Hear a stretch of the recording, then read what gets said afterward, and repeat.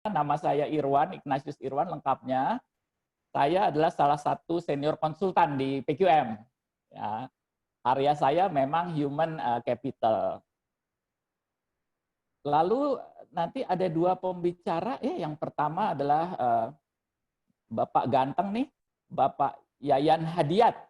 Ya, Bapak Yayan menjadi pembicara yang pertama, dan yang kedua nanti ada Ibu yang cantik, Ibu Sri Rasyati Cahya, atau lebih akrabnya dipanggilnya Bunda Titi ya, Bunda ya.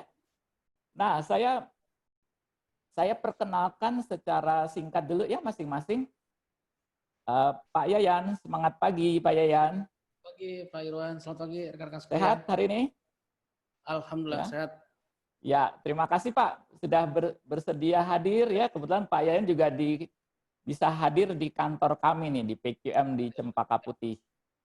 Nah, Pak Yayan ini lama berkarir di Napan Group, Bapak Ibu sekalian ya. Dan kita beruntung bahwa karena Pak Yayan di Napan Group dan sekarang posisinya masih aktif sebagai Chief Human Resource Officer di level group ya. Sehingga beliau mengalami langsung ya bagaimana dari awal dampak pandemi ini ya terhadap perusahaan dan perusahaan yang berbeda-beda. Jadi ada perusahaan properti ya, ada hotel, ada IT, ada pabrik juga ya. Jadi dampaknya berbeda-beda. Nah, kita beruntung nanti Pak Yayan akan sharing pengalaman langsungnya beliau ya, dan juga rencananya ke depan karena kita memasuki masa transisi ini ya. Apa rencana-rencananya? Nah, nanti bisa didiskusikan ya. Mungkin Bapak Ibu mengalami tantangan yang sama, juga punya kiat-kiat tertentu, nanti kita bisa saling share. Nah, jadi itu yang akan dibagi oleh Pak Yayan. Lalu yang kedua nanti Bunda Titi ya. Nah, Bunda Titi ini udah terkenal. Beliau ini pakar ketenaga kerjaan kita bilangnya ya. Dan pengalaman kerjanya unik. Jadi beliau cukup panjang pernah menjadi manajer human resources dan GA.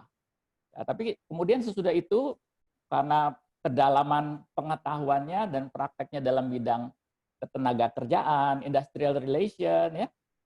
Beliau punya segudang pengalaman di bidang industrial relation nih ya. Antara lain pernah menjadi anggota panitia P4P ya, panitia perselisihan perburuhan. Lalu juga pernah menjadi hakim ad hoc ya di pengadilan PHI Bu ya. Lalu juga masih menjadi anggota Badan Tripartit Nasional.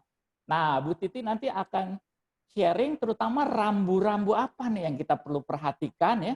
Karena masa COVID ini kan kita istilahnya masuk uncharted territory ya, atau unfamiliar territory, di mana bagaimana nih dengan rambu-rambu aturan pemerintah, undang-undang yang ada. Nah, kita dengarkan nanti ya tips-tips dari Bu Titi. Jadi kita kalau dirasa perlu mengambil tindakan-tindakan yang mungkin pengurangan karyawan atau pengurangan jam kerja, itu bagaimana supaya tetap berada dalam jalur hukum ya atau formal yang tidak melanggar. Nah, saya nggak berpanjang-panjang Bapak Ibu sekalian. Jadi Pak Yayan kelihatannya juga udah bersiap-siap ya Pak Yayan.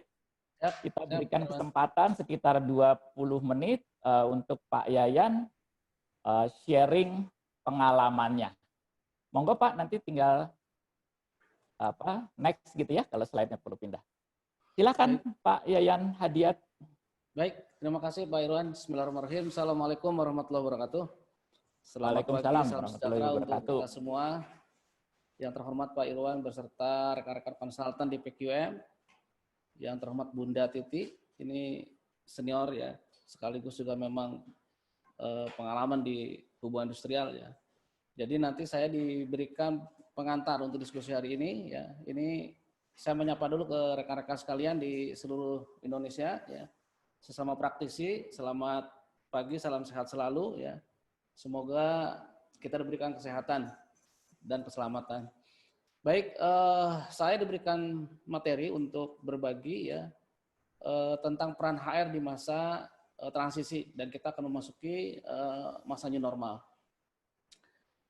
Beberapa waktu lalu, mungkin 2-3 bulan ya, kita merasakan betul sebagai praktisi ya bagaimana peran HR itu terasa betul ya. Kita memang harus di depan ya di saat krisis ya, di saat orang semua harus work from home gitu ya. Kita harus tetap bagaimana memerankan di perusahaan, dan kita menjalankan roda organisasi semaksimal mungkin meskipun ada pembatasan beberapa industri. Jadi saya pertama juga menyapa teman-teman ya, bagi yang mungkin dengan terpaksa ya melakukan beberapa hal yang memang diperlukan saat krisis kemarin dan sekarang sudah mulai masa transisi. Dan karena di grup pun ya, di grup kami pun, saya tadi sudah diperkenalkan Pak Irwan ya, saya memang menangani beberapa jenis bisnis dan industri ya, itu dampaknya berbeda-beda ya. Ada yang sangat betul terpukul ya, terutama di properti, perbelanjaan, dan di hotel. Tapi di manufaktur, di telekomunikasi tetap bisa berjalan. Nah ini memang memaksa ya, jadi kalau kita bicara krisis ini kan sesuatu yang datang tiba-tiba begitu. Kita berbeda dengan yang namanya risiko ya. Risiko kita bisa manage, bisa kita planning bagaimana kita upaya preventif dan protektif kalau terjadi apa-apa. Nah dalam kondisi normal ya, mungkin sekarang kita sudah mulai masuk ke new normal, ini sangat berbeda sekali. Tetapi kemudian apa sih bedanya peran penting kita ya di dalam masa krisis dan masa transisi, dan begitu juga kita masuk ke new normal. Ini sangat penting, saya gambarkan 3 ini ya. Dan new normal ini mungkin masih banyak beranggapan termasuk karyawan kita bahwa seolah-olah sama dengan yang dulu ya. Saya kira juga apa yang kita dengar dari Pak Jokowi ya, presiden kita, yang sempat marah-marah mungkin beberapa hari yang lalu ya. Karena memang saat krisis itu semua orang harus extraordinary. Kita harus melakukan hal-hal yang tidak biasa, dan kita harus tetap bagaimana menjalankan roda organisasi. Pukulan dari krisis yang ini memang sangat meluluhlantahkan ya kehidupan kita, dan semua membuyarkan kebiasaan-kebiasaan kita sebagai manusia. Ini membuat kita memang harus keluar dari situasi yang betul-betul sangat luar biasa. Next. Oke, jadi di dalam masa krisis ya, ini mungkin beberapa bulan dan mungkin sekarang masih kita merasakan betul ya. Walaupun kita mau masuk ke new normal, tetap saya kira kita sekarang mengalami krisis ya. Tetap bahwa sebagai HR adalah bagaimana kita mengutamakan kesehatan dan keselamatan. Karena di awal ya, kita yang belum tahu ini virus ini sedemikian berbahaya ya, itu terjadi kepanikan ya, dan secara psikologis mengganggu ya, baik secara individu maupun secara organisasi di perusahaan. Yang kedua, bagaimana kita sebagai HR bisa tetap menjaga productivity dengan berbagai jenis pekerjaan ya, yang sebelumnya mungkin ukuran-ukurannya lebih fix, lebih mudah diukur. Sekarang dengan misalnya kerja di rumah, ini bagaimana kita sebagai HR tetap menyajikan produktivitas di manajemen. Yang ketiga adalah menjaga kinerja perusahaan. Nah, jadi secara operation perusahaan tetap harus berjalan ya, meskipun beberapa tidak bisa. Ya di kami pun sempat 2 bulan mungkin ya kita tidak ada okupansi di hotel ya. Sekarang sudah mulai increase ya, 9-12% lagi kembali. Nah, jadi memang di situasi seperti ini ya, fokus kita selain kita tetap menjaga kesehatan keselamatan ya, tetap menjaga protokol kesehatan, yang utama adalah tetap menjaga produktivitas dan kinerja perusahaan. Next. Oke, ini mungkin teman-teman sudah biasa ya dengan yang sebelah kanan itu manajemen risiko ya, di mana potensi ancamannya bisa diakses, bisa dinilai, kemudian bisa dilakukan ya dengan alternatif apapun ya, untuk menemukan cara terbaik untuk menghindari atau mengurangi ancaman risiko yang kita terima. Tetapi kalau sebelah kiri krisis ya, sekarang ini yang betul-betul kejutan ya, dan ini adalah wabah yang pandemi secara global yang kita tidak tahu ya itu seperti apa ya, tapi dampaknya sangat luar biasa di seluruh kehidupan kita ya. Dan jadi kita kalau di krisis adalah bagaimana menangani ya perusahaan atau organisasi telah terjadinya. Nah, sekarang sudah terjadi. Nah, bagaimana kita melakukannya? Nah, beberapa hal yang terkait dengan organisasi pasti ya ini menyangkut soal aktivitas kita di perusahaan ya, kemudian karyawan juga sama ya, dan bagaimana peran kita di bidang HR untuk tetap menyelenggarakan ya, karena dengan misalnya work from home itu seolah-olah karyawan kan tidak bekerja, padahal itu adalah bekerja. Nanti mungkin beberapa konsekuensi yang akan dilakukan oleh kita nanti bisa dikonsultasikan dengan Bunda ya yang memang bergelut di hubungan industrial. Tetapi bagi kita sebagai praktisi HR adalah bagaimana krisis ini kita bisa tangani secara baik ya, untuk tetap bisa menjalankan roda organisasi di perusahaan. Lanjut. Oke, jadi ini kategorinya adalah yang pertama kita adalah bencana alam, dan ini memang beberapa kategori yang oleh Lerbinger ya dikatakan ada beberapa krisis. Ya, kita nomor satu adalah bencana yang sama sekali kita tidak tahu kapan ini akan selesai. Kalau misalnya diskusi di perusahaan ya, misalnya bos berkatakan, Yayan, ini tidak akan bisa cepat. Ya, misalnya anggaplah vaksin bisa Desember. Ya, kemudian untuk distribusi paling banter tuh Juli tahun depan kita bisa mulai ada new normal. Nah, jadi dengan krisis ini bukan hanya karyawan, ya, termasuk pengusaha pun sama mengalami hal yang sama. Ya, jadi kita betul-betul dihadapkan pada situasi yang tidak pasti. Ya. Nah, oleh karena itu, bagaimana HR tetap meyakinkan para pelaku bisnis bahwa kita akan tetap menyelenggarakan bisnis perusahaan ya semaksimal mungkin kita bisa keluar ya dari situasi yang serba tidak pasti. Lanjut.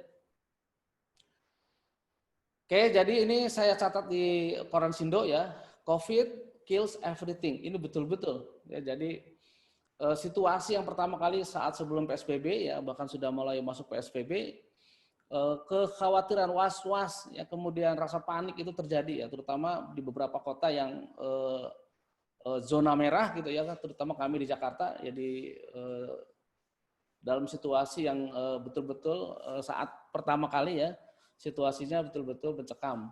Nah, karyawan ada yang sama sekali, misalnya industri kami tetap dibolehkan, ada beberapa industri yang bolehkan tetap bekerja, tetapi karyawan juga ada rasa takut. Bagaimana solusi HRD? Nah, kita beberapa melakukan skema-skema yang betul-betul bisa mengatasi situasi itu. Misalnya, satu, saat Jakarta dilakukan misalnya PSBB dengan secara ketat, maka misalnya di Jakarta kami hanya mempekerjakan karyawan di Jabodetabek atau Jakarta saja misalnya ya, supaya misalnya mengurangi pergerakan karyawan dari luar Jakarta. Ini bagaimana sosialisasinya? Nah, ini memang dengan situasi yang awal COVID yang kemarin itu, HRD harus betul-betul di depan ya. Kita harus betul-betul bisa memberikan jawaban baik ke karyawan maupun kepada pengusaha. Jadi apa yang dikatakan oleh ini mungkin di semua orang juga merasakan betul ya, di sebagai praktisi ya, betul-betul COVID ini bisa katakanlah dalam tanda kutip ya membunuh segalanya.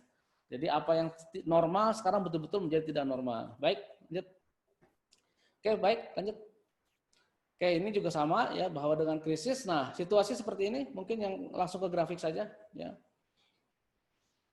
Ini sekarang mungkin situasi di perusahaan ya, kita sudah krisis, sudah declining ya. Di semua. Saya kira di semua ada beberapa yang memang tidak terlalu besar terganggu, tetapi secara umum kita mengalami gangguan ya pada grafik di perusahaan. Ini mungkin di bulan atau 2 bulan yang lalu ya kita sudah merasakan betul ya, kita declining, kita mulai stop produksi. Beberapa juga yang mulai jalan 1 line dari 2 line. Kemudian juga mulai stop ya sebagian aktivitasnya.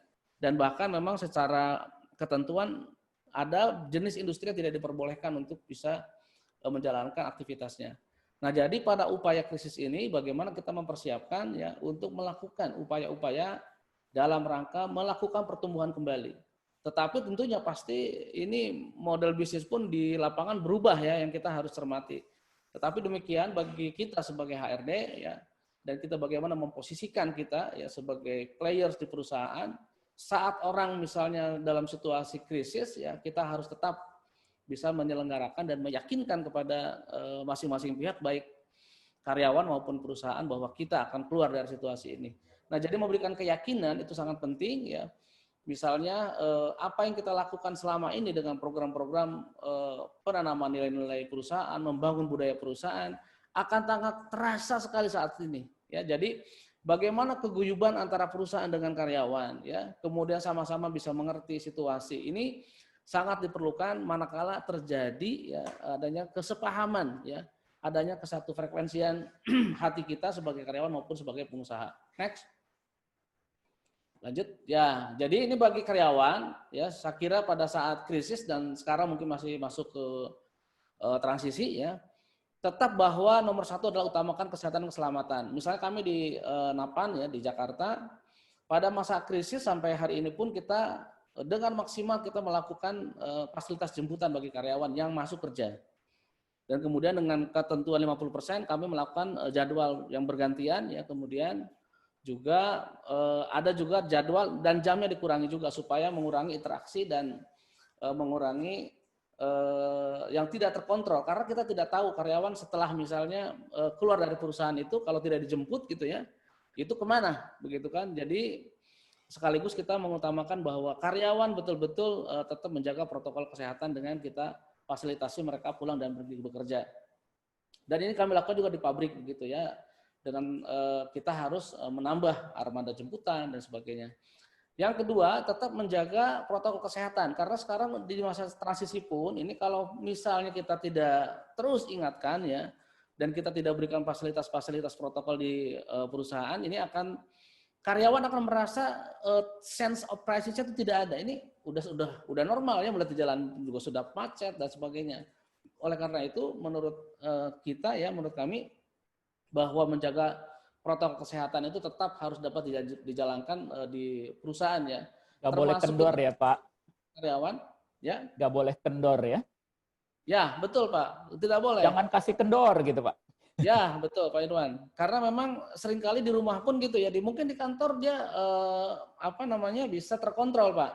Tapi di rumah ke mall ya biasa dia ke pasar kemana-mana gitu yang nanti dia akan membawa misalnya ke kantor gitu ya. Jadi ini kita juga sosialisasikan secara benar kepada karyawan untuk menjaga kesehatan. Yang ketiga nih paling penting sekali adalah menjaga psikologis karyawan. Ini terjadi di kami pun ya di Jakarta saat terjadi PSBB ya, di mana angka grafik korban maupun statistik yang terkena COVID itu meningkat. Bahkan karyawan yang misalnya yang posisinya penting ya harus bisa bergantian, ada yang nggak mau masuk tuh, Pak, saya di rumah aja. Nah ini bagaimana?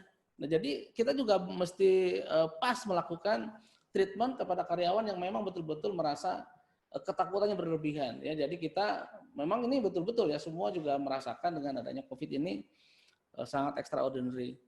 Yang keempat adalah menyusun skema yang fleksibel. Nah ini memang betul ya kita dengan WFH ini meyakinkan karena memang dua belah pihak ya termasuk kepada manajemen. Karena manajemen bilang loh di rumah kan bekerja.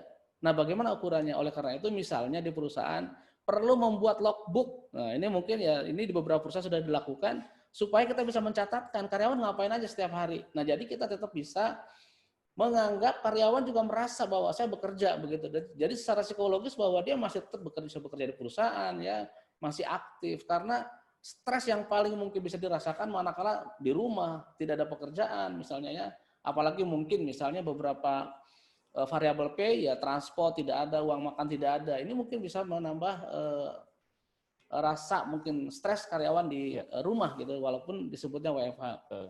Kemudian yang keenam adalah aktif berkomunikasi. Nah, ini sangat penting ya kita mesti turun ya. Memang saya di HR ya dan ini sudah kita lakukan bertahun-tahun bahwa sangat sederhana filosofi kita ya bahwa sebagai HR tidak ada kebun yang indah tanpa tukang kebun yang rajin.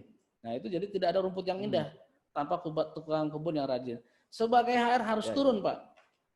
Harus turun, harus bicara, harus dan sebagainya. Nah, memang pada saat COVID ini kan kesulitan kita.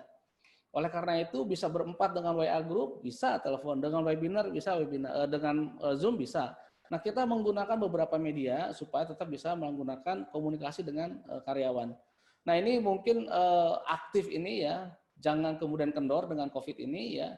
Karena karyawan harus tetap merasa connect dengan perusahaan, terhubung ya bahwa saya adalah member dari organisasi, ya saya punya optimisme itu harus dibangun bagaimana dalam masa krisis ini. Kemudian adalah bagaimana kalau misalnya ada karyawan diduga terpapar, kami pun mengalami ya. Jadi ada 2 perusahaan yang karyawannya diduga ya. Yang pertama tes rapid test itu positif ya. Kemudian difoto oleh karyawan bahwa saya harus isolasi dengan ada tertulis COVID PDP ringan. Ini bagaimana karyawan begitu tahu tuh langsung, loh kemarin saya masih ketemu dia, bagaimana begini? Nah, jadi sebagai karyawan mesti masuk ya bahwa kita pastikan bahwa ini adalah akan ada hasil ya dan akan bisa dipastikan kalau ini adalah positif dan tidak. Ya, kita melakukan tes yang kedua dan beberapa orang yang terduga yang bertemu kita pun lakukan tes dengan biaya perusahaan supaya yakin bahwa ini adalah untuk kepentingan organisasi. Karena kalau tidak nanti karyawan semua was-was ya. Ada juga misalnya di satu perusahaan di mana karyawan itu satu keluarga, satu rumah, di mana kakaknya itu adalah driver di mobil online ya. Setelah mengantar yang sakit, si penumpang ngomong, maaf Pak, ternyata ibu saya kena COVID. Bayangkan coba itu. Di tracing semua, siapa pernah ketemu dia. Nah jadi memang HR harus betul-betul ya menenangkan baik itu manajemen maupun pada karyawan. Dan kita betul-betul lakukan ya mengosilasi bahwa ini Anda harus tangani ya. Jangan sampai kemudian ini menjadi keresahan di perusahaan. Dan ternyata setelah tes ya di RSPAD hasilnya adalah negatif. Nah setelah itu tetap bahwa ini harus dilakukan misalnya dia harus di rumah selama 14 hari. Oke, jadi saya kira itu mungkin untuk karyawan, next untuk perusahaan. Nah ini saya kira penting sekali dan ini berkaitan dengan masuk ke new normal ya. Membantu psikologis, ini mungkin ada juga yang langsung dengan owners ya, ada juga dengan manajemen. Bagaimana pengusaha juga merasa was-was ya dengan tadi dikatakan ini nggak mungkin cepat Pak Yayan, ini paling banter tahun depan. Nah terus bagaimana kita ini menyelenggarakan ya, bagaimana supaya bisa tetap diyakinkan ke manajemen bahwa kita bisa menyelenggarakan bisnis perusahaan dan kita akan keluar dari situasi yang serba tidak pasti. Nah, jadi ini psikologis pun sama ya. Kadang-kala di manajemen juga seperti itu. Pikiran-pikiran pendek juga kadang-kadang terlontar. Nah, kita sebagai HRD bagaimana meyakinkan? Kadang-kala mendapatkan sama ya, mungkin pimpinan juga atau bos mendapatkan di WA group, ini boleh nggak kita melakukan begini? Ini boleh nggak begitu? Ini orang-orang pada melakukan. Nah, nanti mungkin Bunda bisa memberikan konfirmasi misalnya ya, bagaimana efek-efek dari misalnya harus melakukan yang berkaitan dengan hubungan industrial. Kita sebagai HR mesti meyakinkan, oh tidak boleh.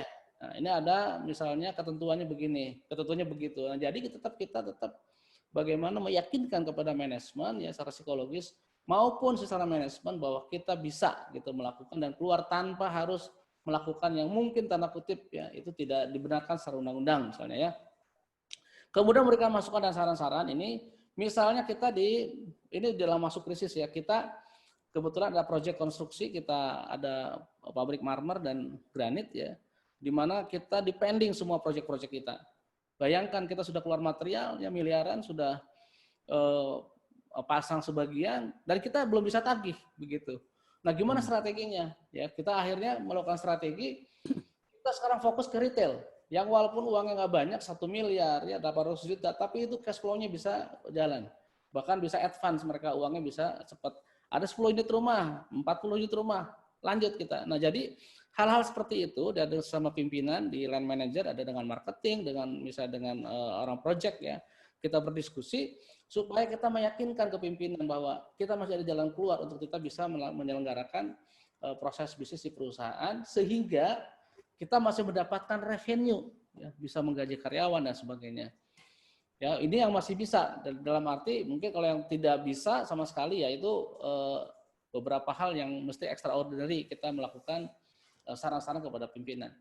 Ya, jadi termasuk kita advice untuk penyesuaian target ya, budget yang sekian misalnya di awal tahun kita tentukan di target objektif kita berapa, sekarang kita turunkan sama-sama supaya karyawan juga merasa kita ada penyesuaian dengan adanya COVID ini. Kemudian skema-skema yang harus dilakukan dan ini bagaimana pengupahan ya tetap kita tidak boleh ya keluar dari rambu-rambu yang mungkin nanti Bunda bisa berikan guidance ya bagaimana sebenarnya kalau misalnya kita mau pengurangan pengupahan dan sebagainya, tapi bagi kami di HR misalnya bagaimana kita tetap menggaji karyawan semaksimal mungkin ya dengan tetap bisa karyawan bisa secara psikologis juga terjaga, secara ekonomi juga terjaga. Yang terakhir ini membantu IT. Nah ini sering sekali ya bahwa HRD. Saat krisis pertama kali mungkin IT belum berpikir bahwa, loh bagaimana kalau kerja di rumah? Laptop kami cuma 5. Saya bilang sewa, cari sekarang sewa. Telepon sana kemarin dapat dia. Ada Pak 10 berapa harganya? Oke langsung. Nah jadi hal-hal seperti itu akhirnya kita tetap bisa mengatasi situasi yang semua orang mungkin panik ya karena namanya krisis ya namanya COVID yang datang tiba-tiba, pemerintah memberikan misalnya batasan untuk social distancing dan sebagainya, kita harus tetap bisa keluar dari situasi. Oke lanjut. Nah, jadi bagaimana kita sekarang dengan new normal? Nah ini situasinya seperti ini ya. Bahkan Jakarta pun akan mulai diputuskan tanggal 2, tetapi kami ya di HRD tetap pada bulan Juli akan jemput karyawan apapun yang terjadi. Karena kita nggak mau bahwa apapun kebijakannya ini vaksin belum ketemu gitu ya. Jadi secara protokol kita masih harus tetap cukup tegas lah, kita nggak boleh kita kendor ya. Makanya di bulan Juli misalnya di Napan tetap kita antar jemput karyawan dan karena sekarang mungkin sudah hampir 100%, nanti Juli karyawan yang tadinya 50% kita nambah armada, mau tidak mau ya, dengan tambahan budget kita ajukan supaya karyawan tetap bisa ya pulang dan pergi tanpa kontak dengan transportasi umum misalnya ya, kecuali yang bawa motor ya dan sebagainya. Lanjut. Oke, jadi kembali lagi ya, apapun kita di new normal, saya kira tinggal bagaimana siasatinya, bahwa HR adalah sebagai partner bisnis. Bahkan oleh Dev Uris dikatakan bahwa HR sudah menjadi sekarang business players, kita harus masuk ya, dan bagaimana menjadikan SDM bagian daripada strategi perusahaan. Nah, jadi contohnya dengan COVID, kita dipaksa bertransformasi, yang dulu mungkin nggak kepikir ya. Waktu 2017 saya interview seorang IT ya, mau hiring, Pak boleh nggak kerja di rumah? Jawaban saya agak sulit waktu itu. Kami masih skemanya masih fixed time, kita masih harus masuk kantor. Loh, yang Bapak perlukan kan kerjaan dari saya, Pak. Nah, jadi saat itu kita belum siap ya kita untuk bisa bertransformasi. Tetapi dengan COVID dipaksa kita. Nah, akhirnya diskusi mulai muncul. Oh, ya pikir-pikir iya juga. Kenapa harus di kantor? Kalau di kantor bayangkan ya, untuk sewa galon aqua aja tuh tempatnya 1 meter persegi berapa kita sewa? Untuk pot bunga berapa? Ya kalau 2 lantai sekitar 3 miliar setahun. Nah, jadi dengan sekarang ada COVID, saya pikir kita mesti bisa mulai ya memikirkan bagaimana strategi kita mendefinisikan ulang yang namanya performance, kemudian mengukur productivity secara dynamic. Ini yang saya pikir menjadi tugas kita di dalam perusahaan dan kita harus tetap menjadi business player. Next, terakhir mungkin ini. Lanjut. Oke, jadi ini sekali lagi ya, business partner itu adalah orang yang memiliki pengalaman dan kemampuan yang andal untuk menjadikan partner bisnis dan player di perusahaan. Nah ini saya pikir gitu ya, untuk kemajuan dan kesejahteraan karyawan. Ini definisi saya ambil dari abstraksi dari Dev Uris ya, tetapi menurut saya HRBP profesional adalah sebuah dalil ya yang kita ajukan kenapa perlu HR di perusahaan. Nah jadi kita mesti masuk ya, kita tidak bisa lagi sebagai mungkin dulu tertinggal ya sebagai supporting aja, tidak, kita sebagai menjadi leading function di perusahaan untuk kemajuan dan sekaligus kesejahteraan karyawan. Terakhir ini, ya ini sekali lagi bahwa yang tadi, jadi yang nomor 1 bagaimana kita sebagai partner bisnis adalah memahami bisnis perusahaan. Jadi HR tidak ada lagi tertinggal, A sampai Z harus menguasai. Nah di saat-saat sulit kita bisa tetap memberikan masukan-masukan di operation maupun di manajemen bagaimana kita bisa menjalankan bisnis perusahaan. Yang kedua adalah kita tetap ya menjadi ahli sebagai HR secara konten ya, di basic management skill-nya itu bagaimana ya, karena biar bagaimanapun ini sebagai tools untuk fungsional kita. Dan yang terakhir adalah bagaimana kita memastikan kebijakan dan prosedur HRD tetap bagaimana kita harus dinaikkan kepada aspek strategik di perusahaan. Saya kira mungkin itu Pak Irwan sebagai pengantar ya. Jadi ya. New normal ini mungkin karyawan juga was-was Pak masuk sekarang ya, tetapi kita yakinkan ya, dengan masih belum jelas ya Pak ya. Tapi tadi luar biasa itu perusahaan bisa menyediakan transport ya antar jemput demi supaya meminimalkan resiko kalau naik kendaraan umum ya Pak Yen ya. Betul, Pak. Jadi memang inilah saya bilang apa yang kita bangun selama ini, keguyuban antara perusahaan dengan manajemen ya, dengan karyawan, maaf. Jadi karyawan sama-sama gitu, Pak, bagaimana kami? Bagaimana HRD? Ya jemput, Pak. Nah, jadi selama ini kalau kita punya positioning strategi di perusahaan, ya pasti ya termasuk appliance kepada undang-undang juga atau compliance kepada undang-undang itu pasti tidak ada masalah ya di perusahaan. Itu Pak Irwan. Ya, baik. Terima kasih banyak Pak Yayan. Siap. Jadi ada banyak poin tadi ya, tapi saya akan garis bawahi beberapa poin penting. Jadi pertama memang kita membahas tentang peran ya, dan peran apa yang perlu ditingkatkan, di-enhance. Ya. Tadi Pak Yayan cerita bahwa salah satu yang penting adalah menanggulangi kondisi psikologis dengan adanya multi krisis ini. Dan di dua sisi ya Pak Yayan ya. Jadi Ya, baik dari sisi pengusaha atau manajemen ya, pasti juga panik ya. Ada yang bisnisnya tiba-tiba drop dan bahkan sampai mendekati nol ya pemasukannya gitu ya Pak Yayan ya. 2 bulan nol Pak itu okupansinya. Wah, apalagi kayak hotel gitu ya Pak ya. Pusat perbelanjaan juga tutup ya. Nah, tapi ada juga yang dampaknya mungkin hanya minimal. Ada yang masih bisa beroperasi secara minimal ya. Jadi kondisi psikologis itu dari sisi pemilik dan manajemen supaya nggak jadi stres, marah-marah kali ya dan mengambil keputusan yang salah. Sama halnya juga ya kondisi psikologis karyawan. Ya, tadi Bapak juga sampaikan pasti ada rasa takut, apalagi kalau usianya sudah makin meningkat ya Pak ya, pasti kan juga semakin cemas tadi, nggak mau ke kantor dan sebagainya. Nah itu di manage ya. Kemudian ada blessing in disguise tadi sebenarnya ya. Jadi kalau sebelumnya kita ragu-ragu, orang bekerja dari rumah, gimana mengontrolnya, begitu ada ini akhirnya apa namanya? Bisa dimanfaat teknologi-teknologi yang sebenarnya sudah ada dan ternyata waktu dimanfaatkan yang dulu kita pikir mahal kali ya Pak Yayan ya, ternyata efisien juga begitu. Pikir ya. Iya. Nah, terus yang terakhir adalah HRBP ya, Human Resource Business Partner.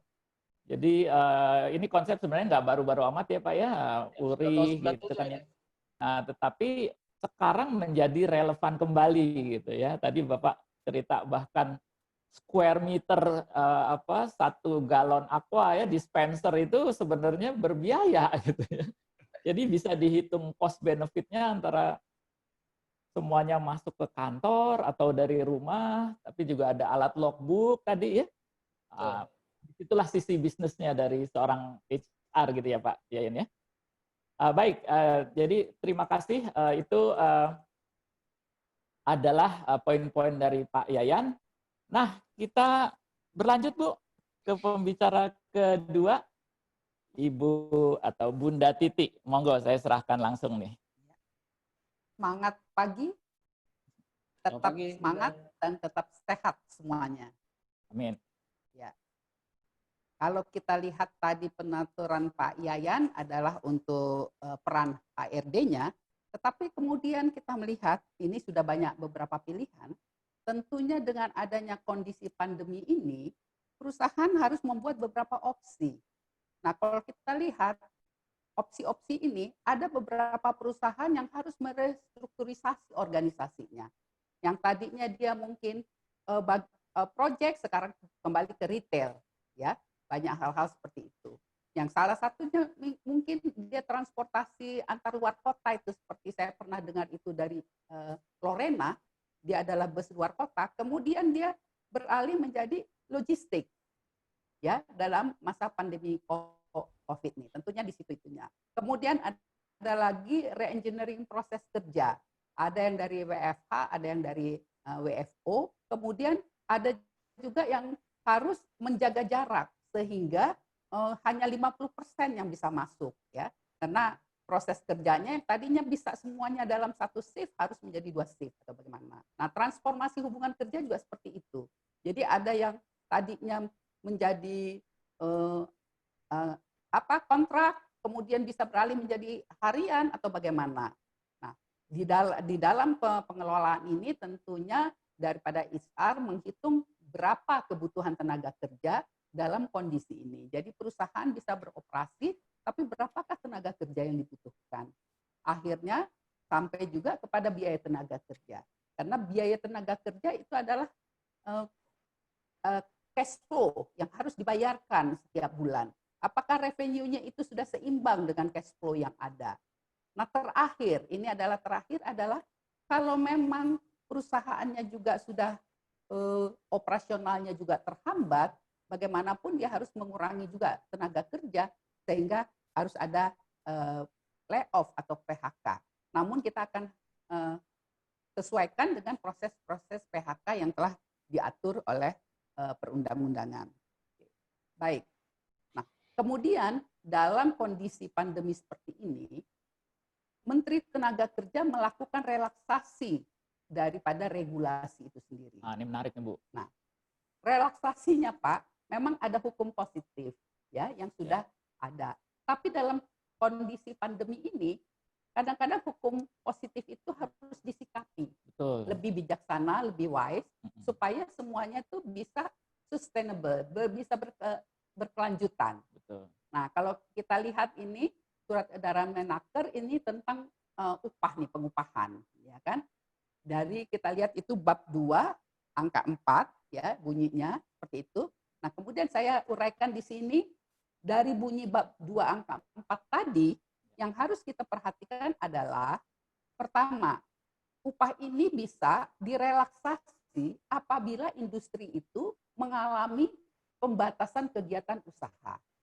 Karena bagaimanapun pandemi ini ada juga industri yang tetap produktif ya, seperti mungkin industri kesehatan, industri makanan, minuman, kemudian industri telekomunikasi, betul. Bahkan kemudian juga ada juga logistik ya. Jadi untuk pengantaran barang atau segala macam ya. Dan termasuk juga ada juga industri tekstil yang dia harus menjahit APD. Iya. Dia bahkan produktif, bahkan ada juga sampai di ekspor, ya kan? Bahkan meningkat itu. Bahkan meningkat. Nah, jadi ini yang industri seperti itu ya tidak perlulah membuat relaksasi upah ya. Iya. Namun untuk supaya keberlangsungan daripada suatu usaha, tentunya harus ada ciri-ciri tadi ya untuk relaksasi upah. Apakah industri ini atau perusahaan ini melakukan pembatasan kegiatan usaha? Ya, pembatasan kegiatan usaha ini bisa juga kena akibat PSBB juga, Pak. Sehingga betul. Kami juga kena, Bu. Kena juga PSBB ya. Jadi kegiatan usahanya juga terbatas. Kemudian jelas ada kebijakan pemerintah, karena pemerintah sudah mengatakan pandemi ini adalah bencana non alam, ya kan? Yang merupakan bencana nasional, ya kan?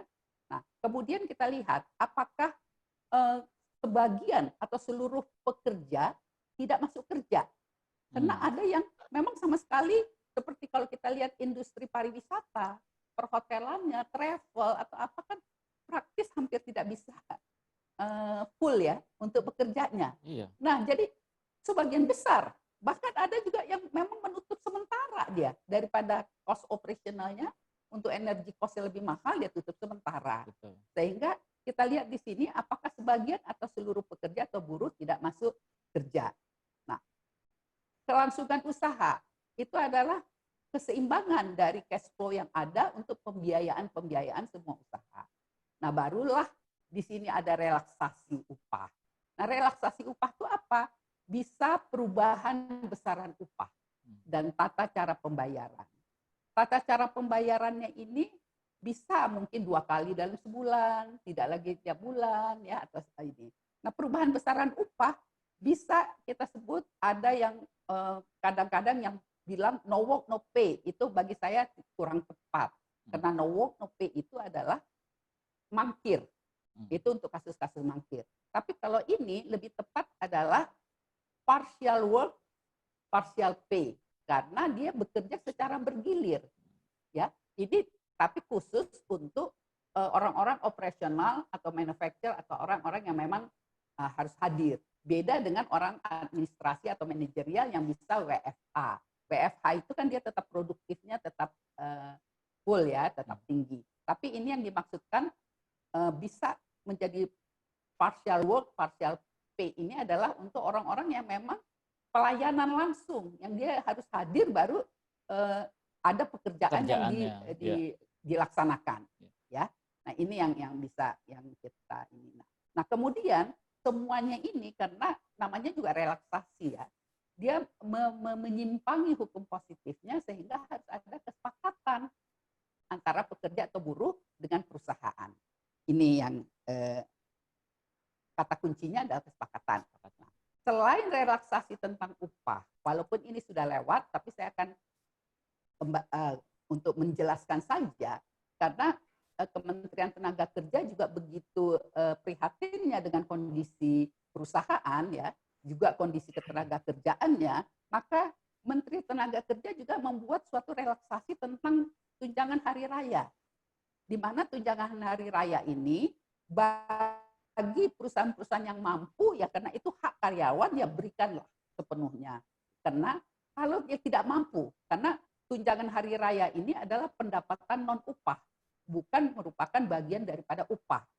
Ya, contohnya, misalnya ada karyawan mengundurkan diri lebih 30 hari sebelum hari raya keagamaan, itu dia tidak mendapatkan, nggak berhak dia mendapatkan itu. Makanya itu dibilang itu adalah tunjangan non upah. Tetapi ini sifatnya wajib apabila karyawan itu masih bekerja sampai ada hari raya keagamaan.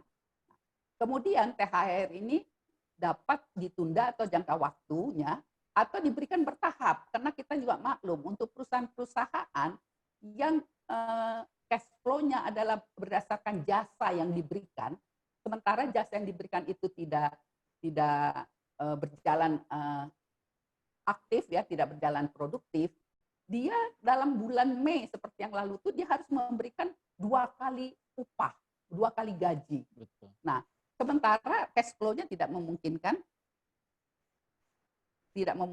sehingga harus membuat ini penahapan dari pembayaran, ya. Nah itu pun ada dendanya, tapi dendanya itu juga harus disepakati. Nah ini adalah terakhir tadi, kalau terpaksa harus ada PHK. Nah kalau ada PHK itu perusahaan biasanya suka mengatakan itu efisiensi. Nah, kalau efisiensi yang diatur di Undang-Undang 13 tahun 2003 tentang ketenagakerjaan, itu adanya di pasal 164 ayat 3. Namun bunyinya adalah perusahaan tutup, ya, bukan karena kerugian 2 tahun berturut-turut atau bukan karena keadaan memaksa, tetapi melakukan efisiensi. Sehingga pesangonnya pun menjadi 2 kali pasal 156 ayat 2.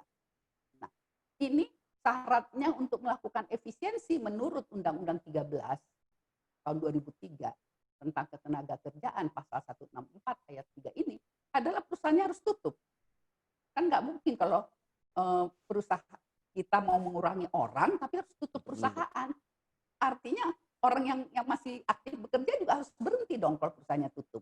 Nah kemudian pasal ini di judicial review ke Mahkamah Konstitusi. Ternyata putusan Mahkamah Konstitusi juga nomor 19 tahun 2011 mengatakan perusahaan efisiensi itu harus perusahaan tutup secara permanen, bukan untuk sementara waktu. Sementara sekarang pandemi COVID, orang tutup sementara waktu, seperti hotel-hotel atau mall atau travel-travel gitu loh. Dia tidak tutup. Jadi nggak mungkin perusahaan bisa memakai pasal ini. Karena pasal ini itu syaratnya harus tutup. Ya, oke. Yang mana? Oke, kita lihat. Ternyata ada kasus di Mahkamah Agung, ini ada putusannya. Mahkamah Agung itu membuat suatu terobosan terhadap pasal yang di Undang-Undang 13 tadi, ketenagakerjaan, juga terhadap putusan Mahkamah Konstitusi. Ini putusan Mahkamah Agung. Coba kita lihat. Ini pertimbangannya. Pertimbangan daripada putusan tersebut. Efisiensi adalah tindakan yang dapat dibenarkan dan tidak mengharuskan perusahaan tutup permanen. Putusan Mahkamah Konstitusi bersifat law in abstracto.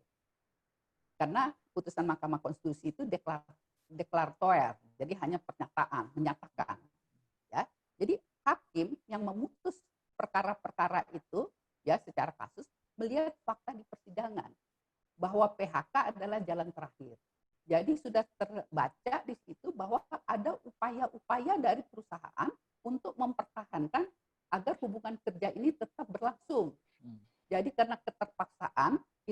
jalan terakhir. Nah, ini yang akan dilihat oleh hakim sehingga untuk supaya perusahaan ini tetap bisa jalan, dikabulkanlah efisiensi tersebut. Jadi tidak mengharuskan perusahaan itu tutup.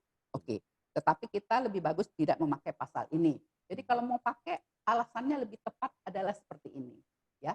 Karena di pasal 164 ayat 1-nya itu ada mengatakan perusahaan mengalami kerugian secara terus-menerus selama 2 tahun yang dibuktikan dengan laporan keuangan dari audit akuntan publik. Tapi kondisi sekarang itu belum 2 tahun, baru berapa bulan saja juga sudah terjun bebas ya, merosot tajam untuk industri-industri tertentu, ya kan?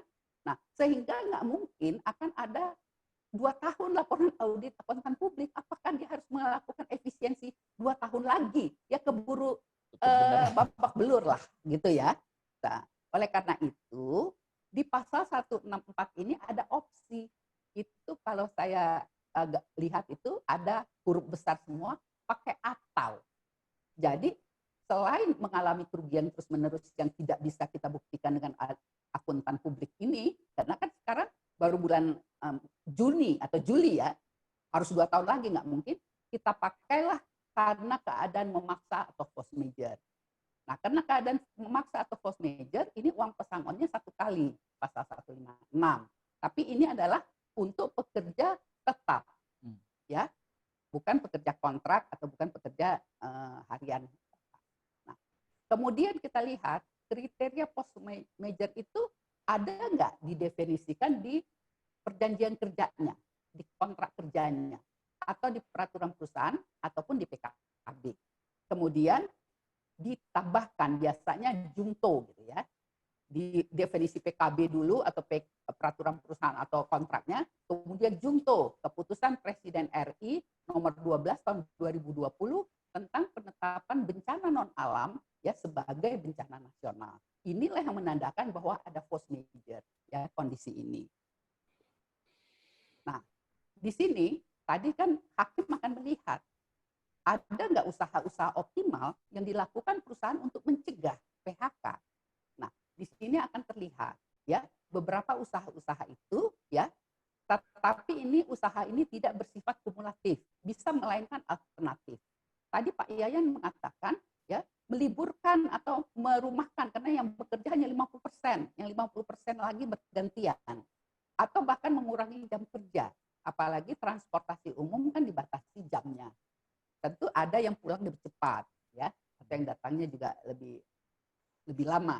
Jadi ini ada pengurangan jam kerja, ada meliburkan atau segala macam. Nah, ini usaha-usaha ini dibuktikan supaya hakim juga bisa mengambil keputusan bahwa ini adalah ultimum remedium, adalah jalan terakhir ya untuk menyelamatkan perusahaan ya. Nah, kemudian kita lihat mekanisme penyelesaian. Ini jalannya panjang. Tapi kalau mau singkat juga bisa. Ini adalah tergantung kepada para pihak. Apakah itu pihak pekerja dengan manajemennya itu harus bipartit, perundingan bipartit. Karena ini adalah tahapan penyelesaian perselisihan hubungan industrial yang diatur oleh mekanisme Undang-Undang Nomor 2 Tahun 2004 tentang penyelesaian perselisihan hubungan industrial. Jadi semua perselisihan itu, semua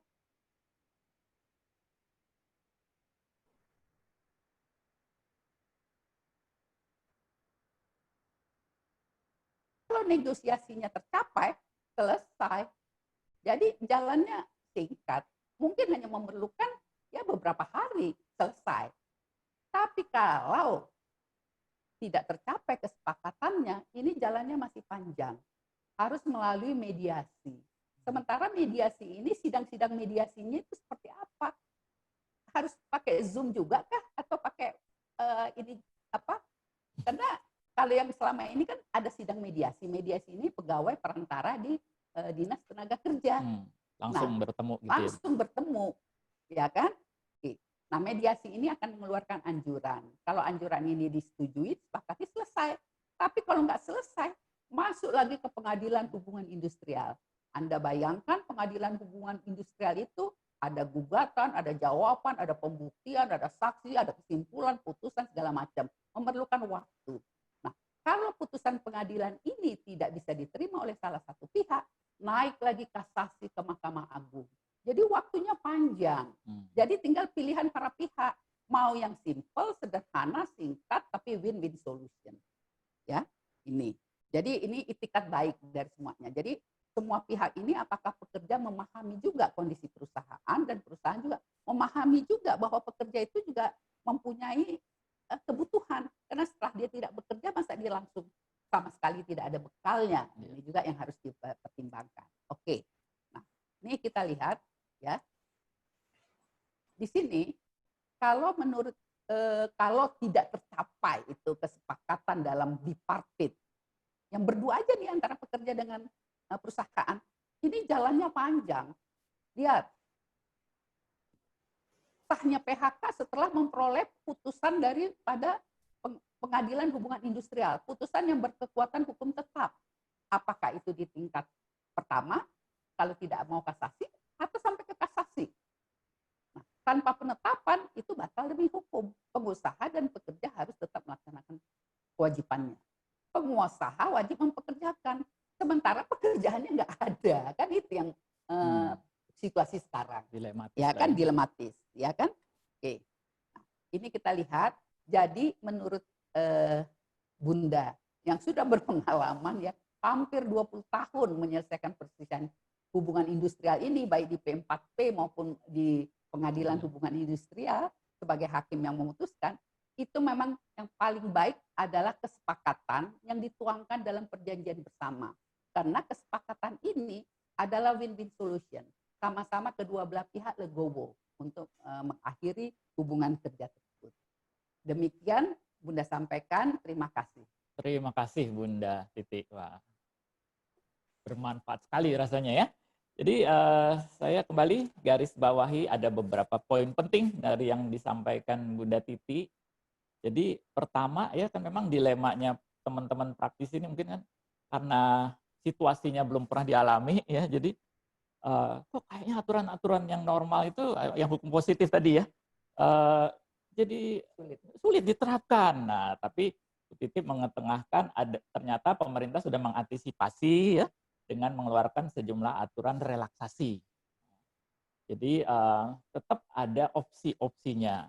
Tentunya opsi tadi salah satunya adalah ada pentahapan ya Bunda ya.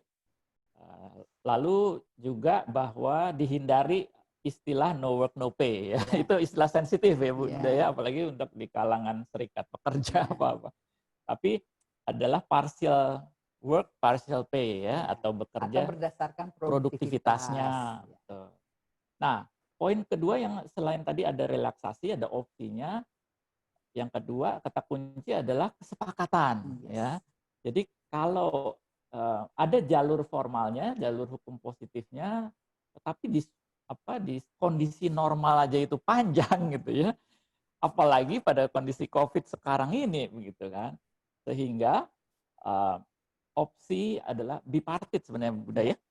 Bipartit atau kesepakatan antara para pihak, dalam hal ini pihak pengusaha atau manajemen dengan karyawannya gitu ya, mencari kata sepakat. Nah, di sini kuncinya tentunya tadi Bunda juga kemukakan perlu ada itikad baik dari kedua belah pihak sama-sama memahami gitu ya. Tadi kan dilema. Kalau semua jalan terus ya dari mana gitu ya. Tapi kalau toh ada yang sebagian atau bahkan seluruhnya harus putus hubungan kerja, bagaimana supaya nggak langsung lenger kan gitu ya Bunda ya. Ada. Jadi kesepakatan itu tentunya didasari itikad baik dan menghasilkan kesepakatan yang win-win begitu ya. Sama-sama legowo. Sama-sama legowo istilahnya. Baik. Nah, itu Bapak Ibu sekalian, kita tanpa terasa ya udah 2 pembicara. Pak Yayan tadi mengutarakan pengalaman langsungnya sebagai praktisi. Bunda Titi menambahkan, mengingatkan rambu-rambu yang kita harus perhatikan. Nah, jadi gimana nih Bapak Ibu sekalian? Ya, sesudah ini kita akan masuk ke sesi tanya jawab. Ya, nah monggo. Jadi mungkin juga ada yang mau ke toilet dulu, silahkan. Kita akan rehat sejenak 3 menit gitu ya. Bagi teman-teman yang sudah ada 3 pertanyaan yang masuk, tapi kita bahas nanti sesudah rehat ini. Bagi teman-teman yang ada pertanyaan, monggo dituliskan di kolom Q&A ya. Silahkan bisa dituliskan di sana. Ya, kita break dulu 3 menit. Silahkan.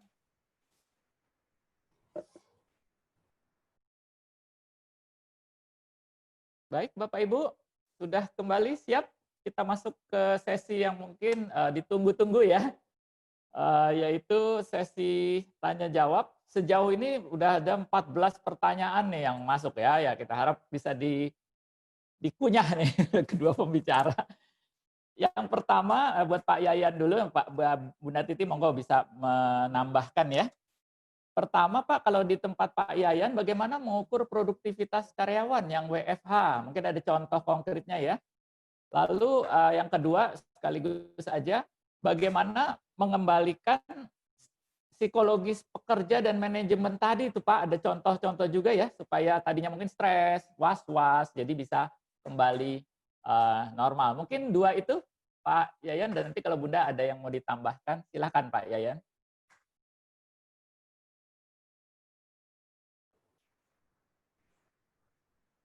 Pak Yayan. Baik, terima kasih Pak Irwan. Ini Ya, pertanyaan silakan 2 dari pertanyaan Pak pertama Hendra dulu. ya. Ya, oh ya, Bagaimana lupa tadi saya. Pak ya? Hendra ya, Pak Hendra Ya, Setiono belum dari mana, sama Pak Muhammad Ridwan tuh Pak. Mau nggak Pak? ya, baik. Terima kasih pertanyaannya nih. Mungkin tugas kita semua ya di HR. Jadi bagaimana mengukur produktivitas. Jadi kalau dalam masa normal itu kan kita punya KPI individual ya. Jadi dari target itu kita ada. Nah, mungkin dalam masa krisis kita yang betul-betul krusial ya yang bisa kita pantau, misalnya kalau di sales adalah misalnya berapa kita masih bisa sales, itu lebih mudah mereka orang sales ya. Tetapi di media mungkin teman-teman dari ini ada di Antara juga di LKBN Antara misalnya ya, teman-teman bisa sharing juga. Misalnya kalau kehadiran itu bisa digantikan misalnya dengan produktivitas. Misalnya setiap wartawan bisa dianggap masuk manakala dia bisa memberikan tulisan 3, mengirimkan ke newsroom misalnya. Itu juga salah satu ukuran yang bisa dijadikan tolak ukur bahwa karyawan tetap bekerja dengan ukuran yang lebih jelas, dan itu disistemkan lebih mudah. Nah, bagi karyawan HR bagaimana? Nah, kalau HR kan jelas. Sekarang dengan adanya transisi ini kan tidak mungkin kita bisa memantau lost time, lost day, sementara kita sudah WFH, WFO. Nah, jadi misalnya tetap bagaimana seluruh proses di perusahaan ini bisa berjalan dengan fasilitas-fasilitas yang didukung oleh HR misalnya. Nah, ini Dikaitkan bisa tadi Bapak ya. Pak Yayan menjelaskan ada logbook itu Pak, mungkin bisa Ya, itu dijelaskan. salah satu juga bisa teman-teman bisa menggunakan logbook ya, pencatatan apa saja, itu memang lebih ke performance ya. Jadi Elektronik tuh Pak, logbook elektronik maksudnya? Ya, Logbook elektronik maksudnya? ya, itu dengan sistem Pak, dengan sistem. Jadi orang bisa submit dari rumah menggunakan HP gitu ya, bahwa hari ini apa dikerjakan begitu ya. Ya. Itu memang Ya. lebih ke performance. Jadi setiap orang harus melakukan ya action ya sesuai dengan apa menjadi tugas-tugasnya. Cuma kalau bicara productivity kan kita bicara dashboard ya. Yang lebih terukur misalnya apa? Soal target-target ya. Kalau bisnis kita misalnya adalah berita, bagaimana setiap orang ya, setiap wartawan misalnya bisa mensubmit ya minimal 3 ke sistem dianggap masuk, misalnya dianggap sebagai kerja, itu juga. Kemudian kualitasnya bagaimana? Itu berikutnya. Nah, jadi banyak hal yang sebenarnya bisa kita lakukan untuk membuat ukuran-ukuran ya tadinya nggak kepikir oleh kita gitu ya, untuk bisa tetap menjalankan. Saya kira mungkin kalau yang lainnya teman-teman bisa berbagi juga ya di praktisi HR ya, terutama kalau di pabrik kan jelas. Kalau di pabrik misalnya ukurannya adalah seperti misalnya produktivitas, ada produksi, ada quality, itu memang tidak bisa ditawar ya. Tetapi mungkin yang lebih dynamic ya, lebih bisa diukur adalah bagaimana kita misalnya ya work from home, itu bagaimana pertanyaannya. Nah, itu. Jadi bisa menggunakan satu ya, dengan logbook kita memberikan catatan-catatan di sistem misalnya, dan kemudian kita bisa dianggap sebagai bekerja atau masuk, karena work from home kan masih bekerja, bukan libur, berarti harus ada ukuran-ukuran yang bisa diberikan. Mungkin itu yang pertama, Pak. Iya. Yang kedua tentang psikologis pekerja, Pak, monggo sekalian. Ini kembali lagi ya, jadi luar biasa sekali nih, sampai ada karyawan saya yang kebetulan pulang kampung waktu saat PSBB gitu, balik kerja susah ke Jakarta begitu ya, harus ngurus SIK dan sebagainya, kemudian harus misalnya juga rapid test dan sebagainya. Itu yang akhirnya kita juga bantu ya, bahwa ini adalah prosedur yang harus kita lakukan dan kita meyakinkan. Nah, situasi sekarang yang sekarang new normal, justru malah sebaliknya kita mengembalikan psikologis itu, bahwa kita bukan yang seperti yang dulu ya, itu tetap masih dalam masuk transisi dan new normal. Bisa saja setiap orang itu terkontaminan ya dengan COVID ini. Jadi tetap psikologis ini hanya untuk menaikkan apa namanya, kita punya keyakinan, tetapi prosedur jangan sampai tetap dilanggar atau tidak diikuti. Nah, jadi kalau mengembalikan ke manajemen dan ke karyawan, ini dua-duanya Pak. Jadi saya tadi selalu bilang bahwa HR harus meyakinkan keduanya, bahwa terutama nih yang new normal ya, kalau andai kata kita sekarang sudah 100%, ini bagaimana? Berarti secara ketentuan di tempat kerja, bagaimana kita mulai melakukan pembenahan yang kemarin mungkin 50-50 lebih mudah ya. Tapi kalau sekarang misalnya dengan partisi ya, dengan yang dekat-dekat itu bagaimana? Kalau di pabrik bagaimana? Nah, ini yang saya kira tetap harus dilakukan sosialisasi ya, untuk tetap mengembalikan, tetapi tetap menjaga protokol kesehatan ya, supaya kita tetap terhindar dari penularan maupun tertular dari virus COVID ini. Saya kira mungkin untuk Baik. yang nomor 2 itu Pak. Iya, jadi itu Bunda ya. Titi mungkin bisa Psikologisnya terutama ada dua ya. Tetap ya, kesadaran ya bahwa ini new normal, bukannya normal seperti dulu. bukan normal. Ancamannya Betul. tetap ada, tetapi bahwa perusahaan menjaga dengan menjalankan protokol kesehatan dengan konsisten gitu ya Pak Yayan ya. Baik, terima kasih Pak Yayan. Kita masuk ke pertanyaan berikut, giliran Bunda Titi nih. Nah ini biasa banyak pertanyaan dari Ibu Santi ya, dari Ibu Santi Wijaya. Minta konfirmasi ya Bunda ya, aturannya dengan tadi apakah boleh 1 PMTK dan sebagainya. Lalu yang kedua sekaligus dari Bapak ya, Ariel Sirait. Bagaimana nih, banyak masih karyawan di mall ya, atau toko-toko masih belum buka. Apakah boleh no work no pay atau apa solusinya? Silakan.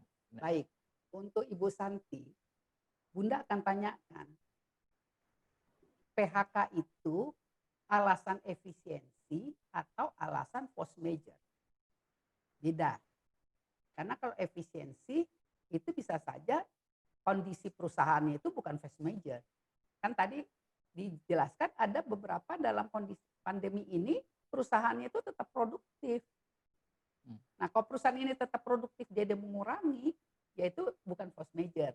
Tapi ini adalah perusahaan yang terkena dampak daripada pandemi ini, sehingga dia mengurangi aktivitas atau memang terpaksa dia tidak bisa melakukan produktivitasnya secara optimal. Nah, tadi kalau kita lihat dari peraturan perundang-undangan, itu kan syaratnya perusahaan tutup. Tapi perusahaan tutup itu kan bisa disikapi oleh dari putusan Mahkamah Agung bahwa tidak harus perusahaan itu harus tutup. Jadi itu fleksibelnya. Cuma sekarang alasannya itu, kita jangan memakai alasan efisiensi. Kalau alasan efisiensi konotasinya sudah jelas menjadi 2 kali PMTK. Tapi harusnya PHK karena adanya force major. Nah, force major itulah yang harus dibuktikan di perusahaan masing-masing. Force major apa yang terjadi di perusahaan? Seperti tadi, kesepakatan itu ada pembatasan usaha, ada penurunan revenue, ada dia tidak dapat optimal, seperti itu misalnya. Ya, ini yang kita harus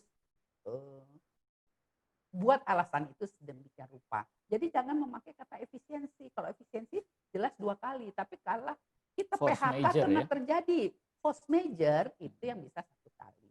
Tapi tidak juga harus merujuk pasal 164 ayat 1 tadi. Pasal 164 ayat 1 tadi hanya sebagai petunjuk saja, pedoman. Karena kalau kita full, dia harus tutup. Sementara kan tadi Bunda katakan ternyata ada putusan Mahkamah Agung yang untuk efisiensi biasa saja dalam kondisi normal pun perusahaan tidak harus tutup, apalagi yang sekarang.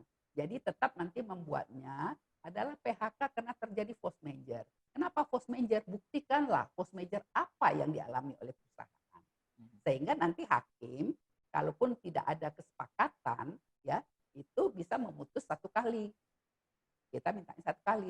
Tapi yang penting adalah kita perundingan bipartit tadi. Jadi tidak usah sampai ke pengadilan, panjang jalannya. Bahkan jadi terkatung-katung. Selama belum ada putusan pengadilan, berbulan-bulan ini mau ngapain gitu loh. Pekerja disuruh kerja, pekerjaannya tidak ada begitu loh. Dan pekerja mau minta haknya pun, haknya belum diberikan oleh perusahaan karena nunggu putusan. Ini yang perlu kita dalam penyelesaiannya ini adalah kesepakatan dengan negosiasi yang baik dan pemahaman para pihak. Baik.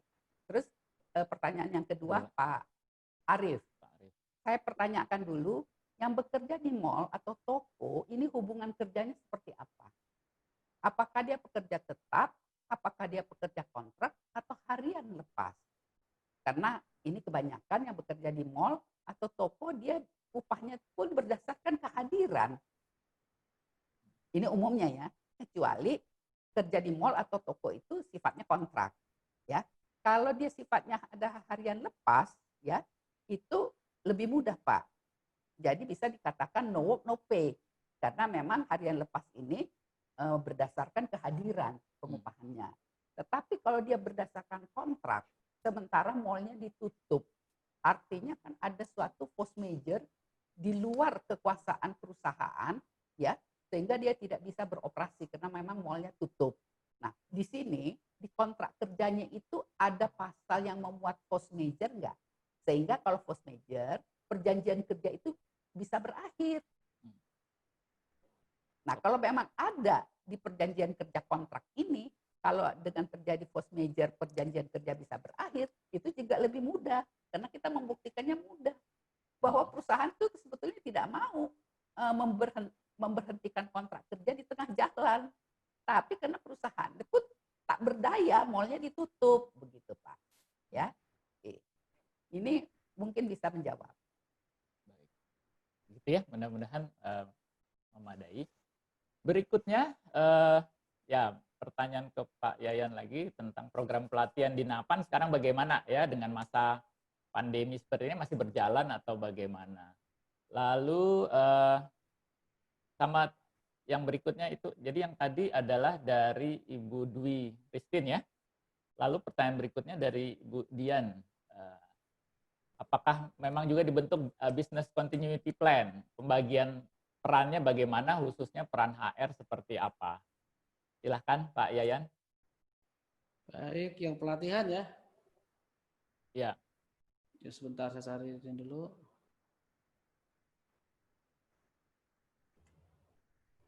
Bagaimana pelaksanaan program pelatihan di Napan? Ini saat pertama kali terjadi ini kita betul tidak lakukan ya, karena kita fokus ke sosialisasi ya, fokus ke komunikasi dengan serikat, kemudian dengan karyawan untuk opsi-opsi yang kita hadapi ya.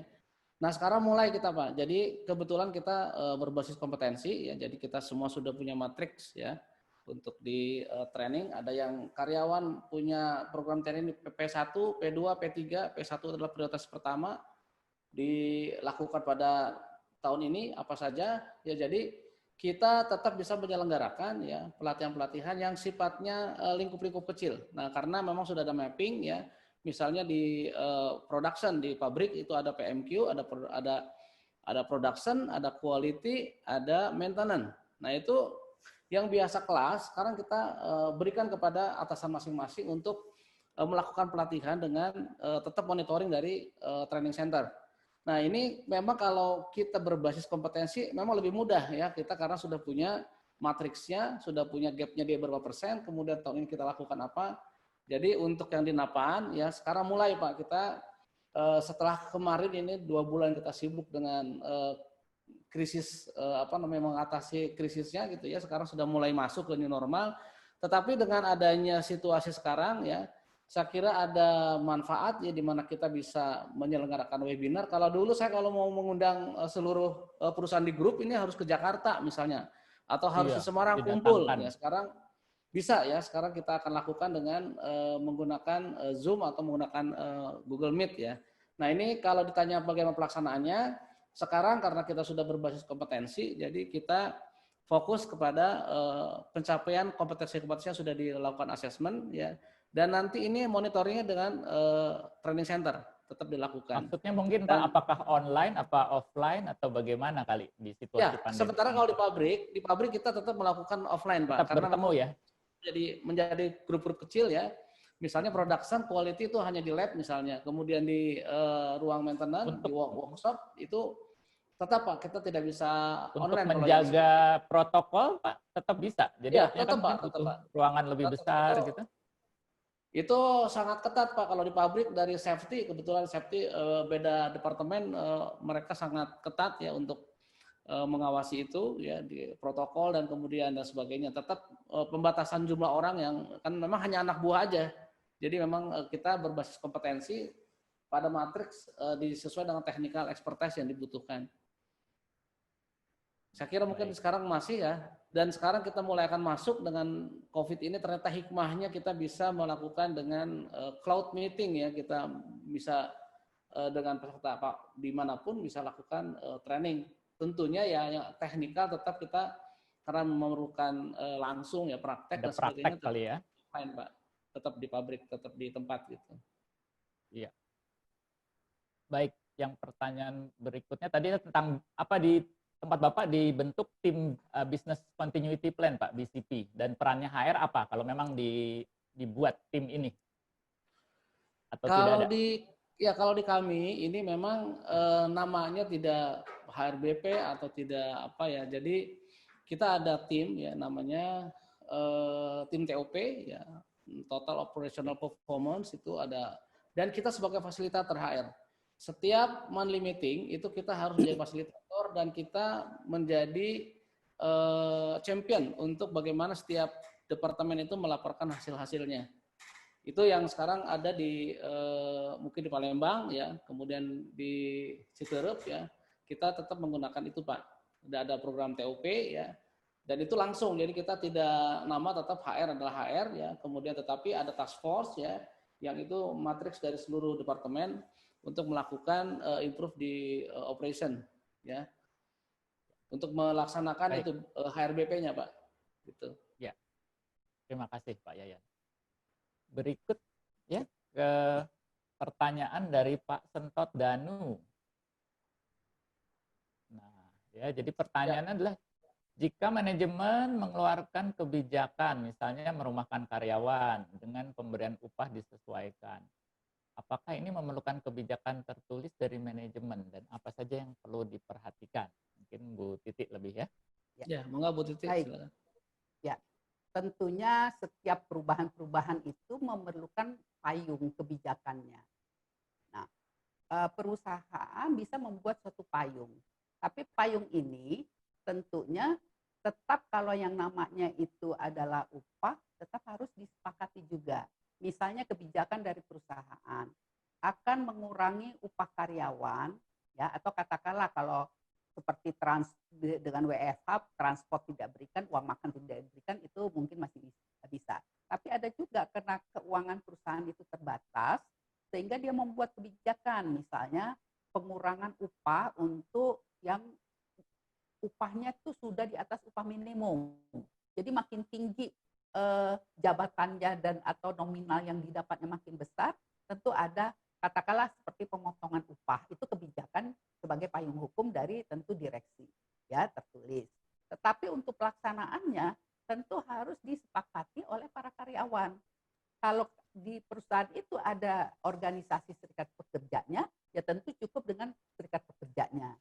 Jadi misalnya untuk golongan yang tinggi misalnya dikurangi sampai 20%, kemudian lebih bawah lagi mungkin 15%, 10% sampai 5%. Itu ada beberapa ininya, golongan-golongan yang mendapatkan pengurangan upah. Sementara yang tadi adalah langsung bahwa misalnya ada digilir, dirumahkan atau apa. Sehingga bagi pekerja yang memang secara langsung bekerja, jadi artinya kalau dia di rumah pun dia tidak dapat melakukan pekerjaan perusahaan, ya pekerja-pekerja yang langsung melayani, ya tentunya inilah yang disepakati. Nah, kebijakan perusahaan tuh hanya mengatakan menyepakati bagi upah bagi pekerja-pekerja yang dirumahkan. Mengenai nominalnya nanti ya tergantung kesepakatan, walaupun perusahaan mungkin sudah mempunyai patokan gitu ya. Nah, ini yang mungkin sedikit mengkonfirmasi Bu ya. Bunda ya. Jadi kesepakatan ini sejauh mana tuh mesti kayak dilaporkan atau disahkan oleh Disnaker ya? Kalau dulu kan rasanya ada kayak klausul gitu ya, termasuk sepakat PHK misalnya gitu. Ya. Nah, itu kalau dulu kan PHK-nya harus dilaporkan gitu ya. Jadi begini, kalau dari relaksasi Menteri Ketenagakerjaan kemarin, itu tentang THR yang kesepakatan itu harus dilaporkan. Tapi kalau tentang upah, itu sudah sesuai kesepakatan. Jadi bisa saja, misalnya perusahaan melakukan kebijakan pemotongan upah seperti tadi kan. Nah, itu dibicarakan dalam satu forum dengan karyawan atau dengan serikat pekerja, kemudian disetujui. Ya bipartit. Selesai udah. Kuat secara hukum ya. Kalau PHK? Nah, kalau PHK ini kesepakatan itu seharusnya didaftarkan di Pengadilan Hubungan Industrial. Tujuan didaftarkan itu adalah suatu bentuk penguatan bahwa kesepakatan ini nanti dikeluarkan akta perjanjian bersama oleh Pengadilan Hubungan Industrial. Jadi seperti fiat eksekusi lah. Ini tetap harus dilakukan. Hampir sama dengan putusan pengadilan. Maksud saya begini, ini kalau menurut perundang-undangannya itu memang katanya wajib. Tapi pertanyaannya kemudian, andai kata tidak didaftarkan, apakah kesepakatan itu sah atau tidak? Nah, kalau kita lihat sahnya sebuah perjanjian, itu ada hukum yang mengatur. Selain di Undang-Undang Ketenagakerjaan, pasal 54, juga ada di Kitab Undang-Undang Hukum Perdata, pasal 13-20, bahwa perjanjian itu sah apabila pertama kesepakatan para pihak yang membuatnya. Nah, yang kedua, para pihak yang membuatnya itu cakap dalam hukum, maksudnya dia tidak dalam pengampuan, ya. Jadi sehat mentalnya lah ya. Kemudian ada yang diperjanjikan atau sesuatu hal yang halal dan tidak bertentangan. Nah, selama itu tidak bertentangan. Nah, apakah upahnya ini? Karena ada relaksasi tadi dari Menteri Tenaga yang menginikan hukum positifnya lah. Ya, karena kondisinya ini adalah kondisi extraordinary kata Pak Jokowi, ya. Nah, ini yang mungkin. Baik, terima kasih banyak, Bunda. Ini saya agak skip ya. Nanti pertanyaan kita tinggal punya waktu sekitar 5 menit. Jadi mohon maaf sebelumnya kalau ada pertanyaan yang belum bisa terjawab di forum ini, nanti kita akan jawab kemudian ya. Di belakang nanti ada mekanismenya Bapak Ibu sekalian. Nah, ini nih pertanyaan tentang menarik juga nih, dilema. Bagaimana peraturan tentang bisa nanti Pak Yayan maupun Bunda ya. Karyawan yang harus isolasi mandiri karena kecerobohannya sendiri. Misalnya karena dia berkerumun, dia nggak pakai masker. Pergi ke zona merah dibilang jangan kemarin apa itu welcome atau mudik ya, tapi dia tetap lakukan. Nah, ini gimana nih? Monggo dari praktisi nanti Pak Yayan maupun dari Bunda ya. Mungkin Pak Yayan, saya duluan Pak Yayan ya. Soalnya Pak Yayan nanti kan kiat-kiatnya. Kalau ini kan ditanyanya tentang rambunya dulu. Rambunya dulu begini. Bagaimana membuktikan bahwa dia pergi ke mall atau pergi ke kerumunan atau pergi ke belanja lah supermarket itu. Tapi kalau pulang kampung itu dapat dibuktikan. Karena kan sebetulnya sudah dilarang untuk keluar kota ya. Ada larangan daripada PSBB-nya, dari ini. Nah, artinya pemerintah aja yang membuat dia dia langgar. Nah, tetapi bagaimana Pak Yayan bisa men-tracing apakah orang ini dapat penyakit itu kena pulang kampung. Kalau itu penyakitnya karena dia pulang kampung karena suatu pelanggaran, yaitu resikonya resiko sendiri. Setidaknya waktu dia tidak bekerja, ya kita tidak kasih upah. Tetapi kalau dia terkenanya itu bukan karena pelanggaran dia. Karena ini namanya penyakit. Ya penyakit kan nggak bisa kita bilang. Resikonya itu kan agak sulit Pak pembuktiannya. Ya, kadang-kadang kita di rumah aja juga bingung. Ada yang terkena gitu kan. Padahal dia nggak keluar-keluar misalnya, tapi kemungkinan pernah ada tukang sayur atau segala macam. Nah, bagaimana dia nggak berhubungan dengan tukang sayur, dia kan harus makan. Nah, itu kan sulit. Tapi pada dasarnya, kalau orang yang terkena COVID ini, itu dianggap sakit. Karena sakit itu atas jaminan perusahaan. Jadi isolasi mandirinya pun jaminan perusahaan. Jadi upahnya tetap dibayar.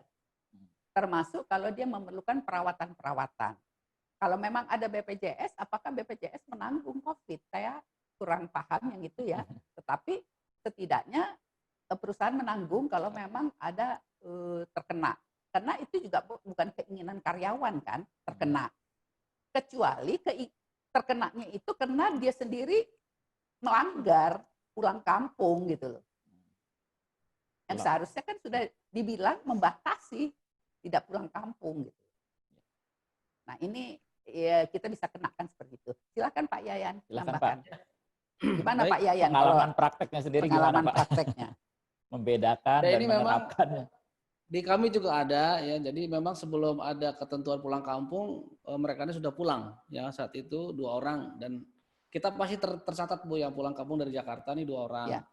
Nah, oleh karena itu waktu sudah mulai transisi dan mulai bisa bekerja, ya kita persyaratkan dia harus tes rapid ya yang pertama. Yang kedua kita bantu urus surat izin kerja SKIM, surat izin kerja ya. Itu ada syarat-syaratnya kita harus penuhi ya dan kita bisa pastikan dia bisa ke Jakarta. Nah, juga seperti tadi misalnya ada yang diisolasi mandiri ya, kayak tadi di tempat kami itu ada yang kakaknya tadi driver online itu ya mau tidak mau harus isolasi mandiri. Tapi tesnya menunggu dari kecamatan kan lama. Sementara dia sudah sebelumnya kerja tuh 2 hari di perusahaan dan memberikan dokumen juga dibaca oleh pimpinan misalnya. Itu gimana caranya? Kalau saya pakai mobil jemputan juga supirnya gimana? Kan gitu. Akhir kami cari cara. Bisa sekalian nyambung Pak. Ya? Gimana? Ya. Ya, misalnya dia akhirnya kita cari cara, dia harus pakai motor sendiri ke RSPAD. Kebetulan rumahnya di dekat Rawamangun situ, ya gimana caranya? Saya bilang dia supaya nggak bisa juga yang lain gitu ya. Yang sudah ketemu dia kita tes semua gitu ya, tetapi dia sendiri akhirnya pakai motor tuh ke RSPAD gitu untuk mengetes sendiri karena kalau nunggu dari kecamatan kita lama juga Pak, misalnya untuk bisa tes dan sebagainya. Akhirnya kita lakukan dari inisiatif kita di perusahaan, biayanya kita tanggung dari perusahaan dan kemudian solusinya naik motor itu. Nah, ini menurut saya memang protokol tuh nggak bisa ditawar ya. Kita mau niat baik, nanti malah kita melakukan hal yang sebaliknya gitu ya, kontraproduktif terhadap protokol kesehatan gitu. Saya kira kalau yang pulang kampung itu Bu, jadi memang harus dipastikan waktu ke Jakarta semua terpenuhi ya, bukan hanya sekedar administratif dia punya izin, tapi kita pastikan dia harus tes dulu, baru dia boleh ke Jakarta, boleh ke kantor ya gitu.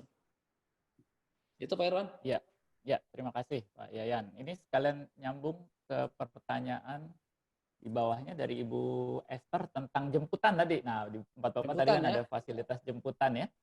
Bagaimana apa dibatasi juga, tapi kan mungkin jadi mobilnya mesti banyak gitu ya. Pasti. Gimana praktek pelaksanaannya yang sudah Bapak terapkan? Oke. Kalau jemputan ini di pabrik kita tambah armada. Ya, itu di Palembang saja nambah 3 bis kita untuk menambahkan supaya physical distancing-nya bisa dipenuhi ya syarat-syaratnya. Di Jakarta pun sama, kita maksimal hanya 4 itu penumpang di mobil Avanza atau Innova. Dan maksimal mungkin bisa 5 di belakang 1. Nah, jadi memang ini pembatasan tetap Bu, tidak bisa. Makanya untuk yang sekarang Juli ini kita tambah lagi 3 armada ya dengan jumlah-jumlah dan sudah dipastikan siapa saja penumpangnya. Itu yang mungkin tidak boleh juga kita mengabaikan ya. Tujuannya supaya dia tidak kontak dengan public transportation, tetapi dia nanti itu interaksinya terlalu dekat gitu ya. Kita juga tetap menggunakan itu dengan disediakan juga ada hand sanitizer dan sebagainya dan menggunakan masker di jemputan. Saya kira jemputan tetap tidak boleh mengabaikan protokol kesehatan. Iya. Jadi bisa ya dilakukan ini Pak ya. Tapi bisa. Itu yang saya salut adalah bagaimana nambah armada Pak kita Pak. Betul. Tambah biaya. Jadi, ya itu peran luar biasa peran Pak Yayan sehingga Satu bisa bulan bisa meyakinkan 22 juta Pak, itu nambah kita driver, itu mobilnya. meyakinkan manajemen bersedia mengeluarkan biaya tambahan itu ya. Plus asuransi Pak, kita asuransikan karyawan untuk kesehatannya. Jadi mobil itu udah satu paket dengan asuransi kesehatan karyawan. Di Ya. luar yang kita punya ya. Jadi ada untuk yang masa ini kita dari vendornya ada asuransinya Pak, kita harus bayar. Oh, oke. Ya Pak Yayan, terima kasih banyak. Nah Bapak Ibu sekalian, dengan sangat menyesal nih waktu kita sudah terpaksa di penghujung ya. Jadi tapi sekali lagi saya mau katakan bahwa pertanyaan yang sudah tertulis di sini kami akan tindak lanjuti meskipun tidak langsung di form ini ya. Nah, jadi apa namanya? Nanti ada mekanismenya di slide-slide berikutnya. Saya rangkum dulu webinar ini ya. Jadi selama kurang lebih 1,5 jam sudah dipaparkan dan kemudian ada sejumlah pertanyaan yang dijawab oleh pembicara ya mengenai apa nih peran HR ya. Peran apa yang harus ditingkatkan, di-enhance. Kita sudah memasuki transisi dan akan menuju ke new normal.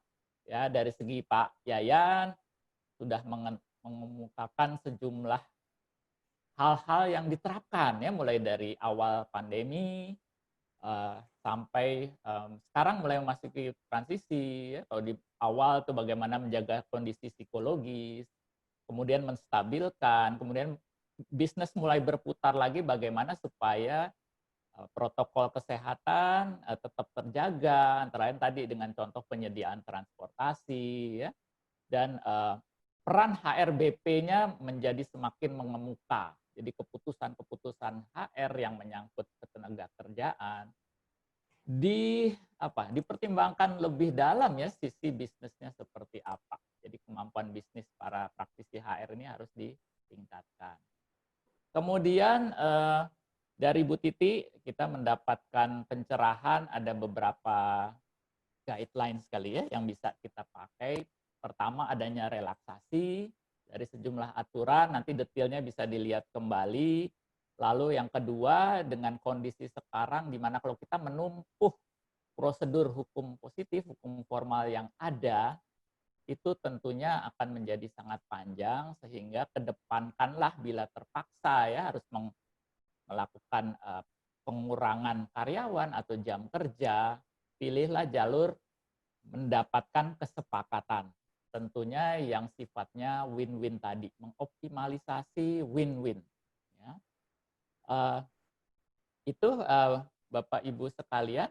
Nah, jadi untuk pertanyaan-pertanyaan yang belum terjawab, nanti kami akan membentuk WhatsApp group nih Bapak Ibu sekalian ya.